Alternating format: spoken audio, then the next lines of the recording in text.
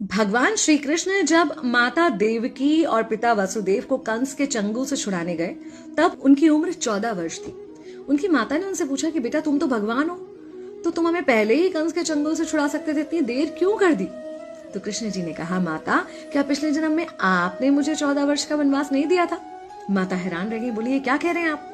तब कृष्ण जी ने बताया कि पिछले जन्म में मैं राम था और आप थी माता कैकेयी, और आप ही ने मुझे 14 वर्ष का वनवास दिया था, और कर्म फल से कोई नहीं बच सकता माता, इसलिए आपको 14 साल का ये दुख सहना पड़ा। तब आश्चर्यचकित होते हुए माता ने पूछा, तो फिर यशोदा पिछले जन्म में कौन थी? कृष्ण जी ने बताया, वो थी माता कौशल्या, जो 14 साल तक अपने पुत्र से अलग रही थी। उन्होंने उस दुख को सहा था, इसलिए इस जन्म में 14 साल मैं उनके पास रहा और मेरे साथ रहने का, माता और पुत्र के प्रेम का सुख उन्हें मिला। कहने का मतलब यह है कि कर्म फल से ना उस युग में कोई बचा था, ना आज कोई बचेगा।